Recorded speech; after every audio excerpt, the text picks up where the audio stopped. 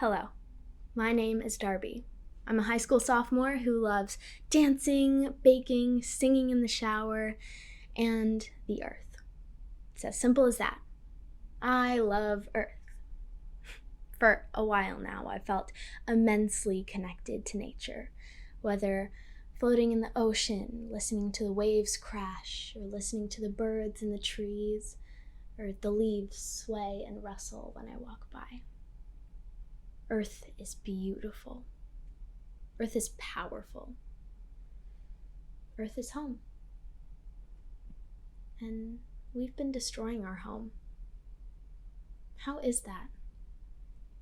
How is it that the once bountiful Earth, seeping at its edges with life and energy, and has continued to provide us with resources and livelihood, has not gotten the same care in return? How is that? Well, probably many answers to that question. One could say the Industrial Revolution and the rise in factories, or the greed and selfishness of humans. Yeah. Let us continue to remember and analyze our history and relationship with nature. And what's also important now is figuring out how to save our home and ourselves. And that leads me to what I'll be talking about today. Environmentalism, a theory that views environment rather than heredity as the important factor in the development and especially the cultural and intellectual development of an individual or group, as well as advocacy of the preservation, restoration, or improvement of the natural environment. I think we can build on that. I mean, do those definitions encapsulate all of the inner components and issues ingrained in and connected to practicing environmentalism? I think not. Now, a lot of the environmental advocacy we see today that is highlighted in the news and social media and some films is greenwashed, and often just white environmentalists being recognized for restating what has been said for centuries by indigenous peoples and other people of color who have been the most impacted by issues such as eco-colonialism and environmental racism, and who have continued to fight for environmental justice. Yet, as a Green 2.0 report in 2014 found, little to no environmental NGOs, foundations, or government agencies break the green ceiling, meaning that they don't have more than 16% of people of color on their staff and even less on their boards. The curator of the study, Dorcetta Taylor, a professor of environmental sociology at the University of Michigan, did a study more recently, around 2018, which found fewer organizations are now voluntarily reporting their diversity statistics, and of those that are, the percentage of non-whites on their staff and boards remains low. Much of the modern and common environmentalism is like looking at a puzzle, acting like it's finished, but really still missing several key pieces. Notice how every puzzle piece is different, just like our experiences. While I might be trying to make my lifestyle more sustainable by cutting down on plastic bags or buying more plant-based foods, other communities and people are fighting for clean water or more water, being neglected and not being supported enough to live sustainably. In a study by the U.S. National Library of Medicine titled Disproportionate Exposures in Environmental Justice and Other Populations, The Importance of Outliers, they said, environmental risks are not uniformly distributed across groups of people. Age, poverty, and minority status place some groups at a disproportionately high risk for environmental disease. In this study, they discuss what is called unique exposure pathways, which place some individuals in those high-risk situations, such as drinking and bathing in unsanitary water, lack of water, chemicals and pesticides used in agricultural farming, contaminating crops, soil, air, and eventually humans. Here's what some people who have been affected by environmental issues have to say. It smells like a body that's been decomposed for a month.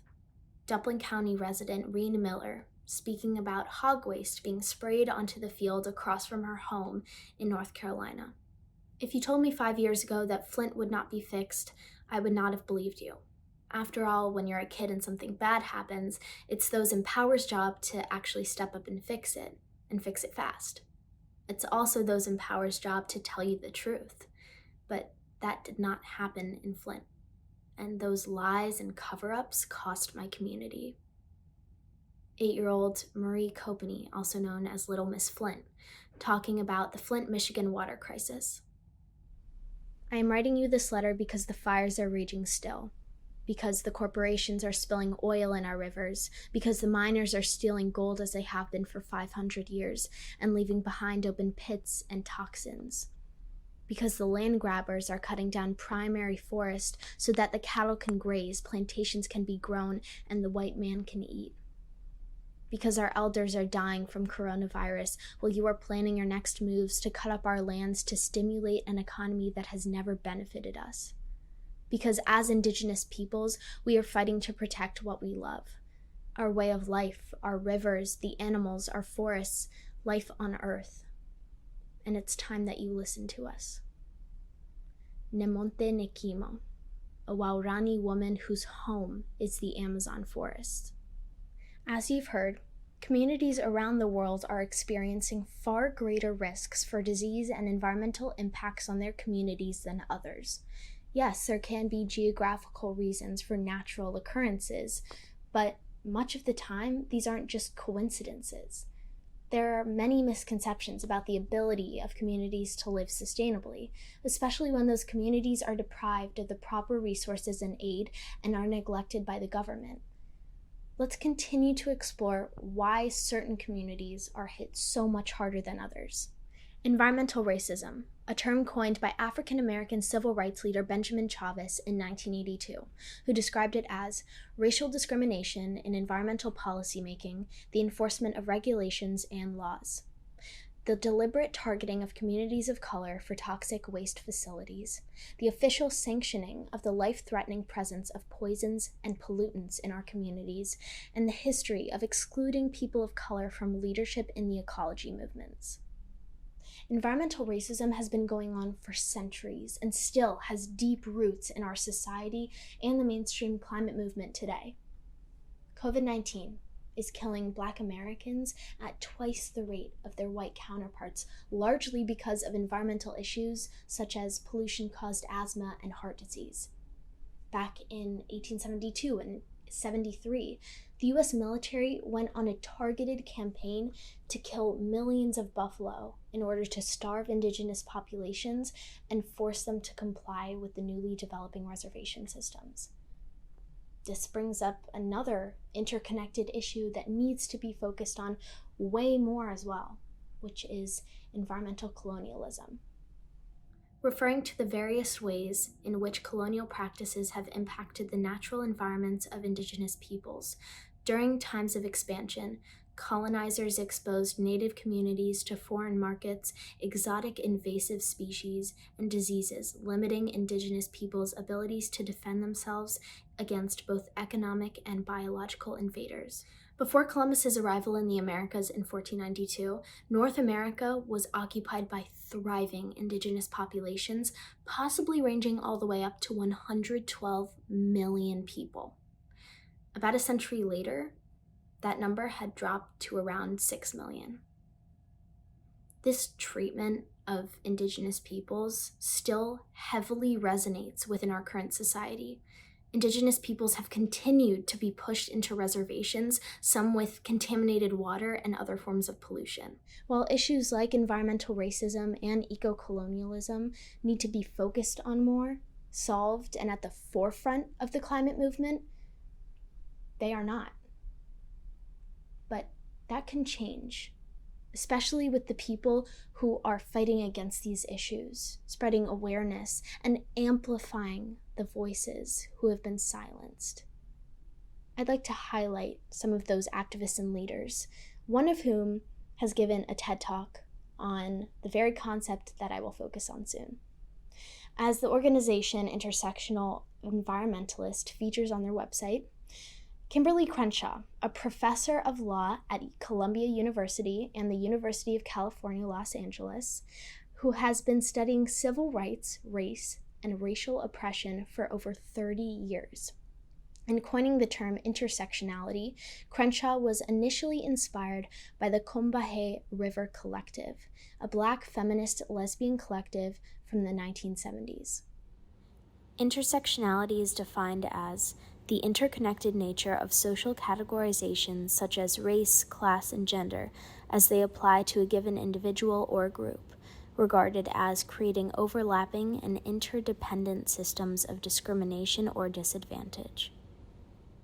Leah Thomas took intersectionality one step further to help found the organization Intersectional Environmentalist, which focuses on an inclusive form of environmentalism that advocates for the protection of all people and the planet. It identifies the ways in which injustices affecting marginalized communities and Mother Earth are interconnected. Intersectional environmentalism not only acknowledges these links, but brings them to the forefront of environmental activism without minimizing or silencing overt and discrete forms of oppression. Other intersectional environmentalist groups include Outdoor Afro, Organizing People Activating Leaders Environmental Society, also known as OPAL, Afro Vegan Society, Hip Hop Caucus, Project Eats, the Sunrise Movement, Generation Green, and Black Dirt Farm Collective. All of the work that these people and groups have been accomplishing has really solidified the doctrine that I've started to hold for myself lately, which is education and amplification are the first and most important steps to progression. Whether that means educating your fellow classmates or friends about intersectional environmentalism, working with your school to integrate intersectionality and Indigenous awareness into your curriculum, whether you're 10 or 17 years old, or a parent, or going to protests and amplifying the voices of those who need support in fighting for environmental justice. Notice the word amplify.